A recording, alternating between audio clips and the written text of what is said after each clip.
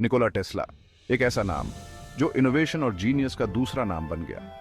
उनका जन्म हुआ था एक भयानक बिजली के तूफान के बीच। ये नाटकीय शुरुआत हुई थी 10 जुलाई 1856 को स्मिलजान गांव में, जो उस समय ऑस्ट्रियन साम्राज्य का हिस्सा था और अब क्रोएशिया में है। ये घटना मानो उनके फ्यूचर की तरफ इशारा कर रही थी, एक ऐसी जिंदगी जो ब्रिलियंस की चमक से भरी होगी। टेस्ला का सफर इसी छोटे से गांव से शुरू हुआ, जहां साइंस और टेक्नोलॉजी के लिए उनका फैसिनेशन जागृत हुआ। उनकी मां, जो खुद एक इन्वेंटर थी, ने उनकी क्यूरियोसिटी को बढ़ावा दिया, जबकि उनके पिता, जो एक ऑर्थोडॉक्स प्रीस्ट थे, ने उनमें डिटर्मिनेशन की भावना भरी। बचपन से ही टेस्ला के पास एक असाधारण दिमाग था। वो इंटीग्रल कैलकुलस अपने मन में ही कर सकते थे। ये देखकर उनके टीचर्स हैरान रह जाते थे। मैथमेटिक्स और फिजिक्स की उनकी स्वाभाविक समझ और नॉलेज के लिए उनकी कभी न खत्म होने वाली प्यास ने उन्हें साइंस की खोज में अपना जीवन समर्पित करने के लिए प्रेरित किया। क्रोएशिया और ऑस्ट्रिया में अपनी शुरुआती पढ़ाई पूरी करने के बाद टेस्ला ऑस्ट्रियन पॉलिटेक्निक में पढ़ाने के लिए ग्राज, ऑस्ट्रिया चले गए। यूनिवर्सिटी में बिताए उनके समय ने इलेक्ट्रिकल इंजीनियरिंग के लिए उनके जुनून को और भी बढ़ा दिया। ग्राज में अपनी पढ़ाई के दौरान ही टेस्ला का सामना पहली बार क्रैमर डायनेमो से हुआ, जो एक डायरेक्ट करंट जनरेटर था। इस मुलाकात ने एक ऐसे विचार को जन्म दिया जो इतिहास की धारा बदल देगा। टेस्ला को यकीन हो गया कि डायरेक्ट करंट के बजाय ऑल्टरनेटिंग करंट ही एफिशिएंट और व्यापक रूप से इलेक्ट्रिकल पावर डिस्ट्रीब्यूट करने का सही तरीका है। हालांकि उनके आइडियाज को शुरू में उनके प्रोफेसर्स के स्केप्टिसिज्म का सामना करना पड़ा, लेकिन टेस्ला ने हार नहीं मानी और दुनिया को गलत साबित करने के लिए दृढ़ संकल्पित होकर अपने कॉन्सेप्ट्स को और बेहतर बनाते रहे।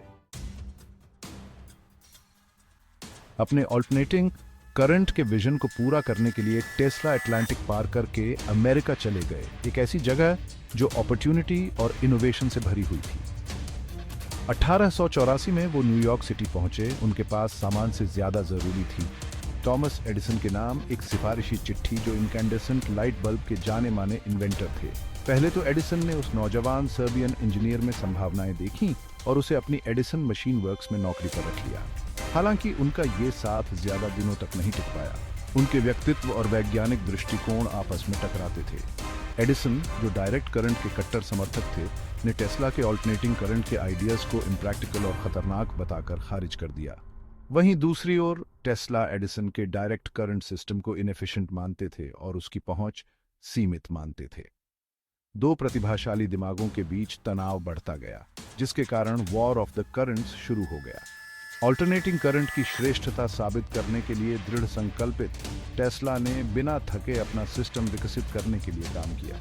उन्होंने अपनी लैबोरेटरी स्थापित की, जहां उन्होंने ऐसे ग्राउंड ब्रेकिंग एक्सपेरिमेंट्स किए जिनसे ऑल्टरनेटिंग करंट की एफिशिएंसी और सेफ्टी का पता चला।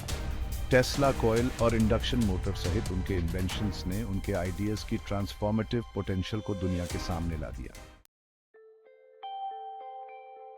जहां एक तरफ वॉर ऑफ द करंट्स में टेस्ला की जीनियस आखिरकार जीत गई, वहीं रिकॉग्निशन हासिल करने का उनका रास्ता चुनौतियों से भरा हुआ था। अपने ग्राउंड ब्रेकिंग इन्वेंशंस के बावजूद टेस्ला को अक्सर अपने काम के लिए फंडिंग और रिकॉग्निशन हासिल करने के लिए संघर्ष करना पड़ा। उनके विजनरी आइडियाज, जो अक्सर अपने समय से दशकों आगे होते थे, को कभी-कभी ऐसी दुनिया से स्केप्टिसिज्म और रेजिस्टेंस का सामना करना पड़ता था जो उन्हें अपनाने के लिए तैयार नहीं थी। इन असफलताओं से विचलित हुए बिना टेस्ला ने साइंस और टेक्नोलॉजी की सीमाओं को आगे बढ़ाना जारी रखा।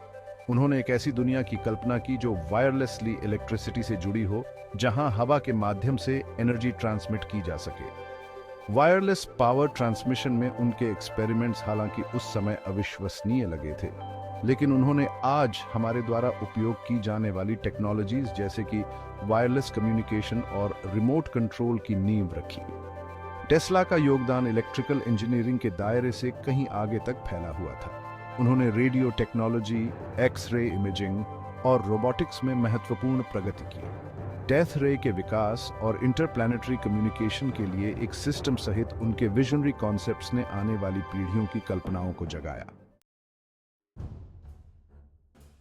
टेस्ला ने अपने विजन का लगातार पीछा किया और आखिरकार उन्हें इसका फल मिला। 1893 में उनके ऑल्टरनेटिंग करंट सिस्टम को शिकागो वर्ल्ड्स फेयर को रोशन करने के लिए चुना गया।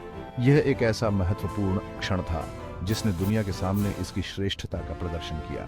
इस मेले की सफलता ने वॉर ऑफ द करंट्स में एक महत्वपूर्ण मोड़ ला दिया और पावर डिस्ट्रीब्यूशन के लिए ऑल्टरनेटिंग करंट को मानक के रूप में स्थापित कर दिया।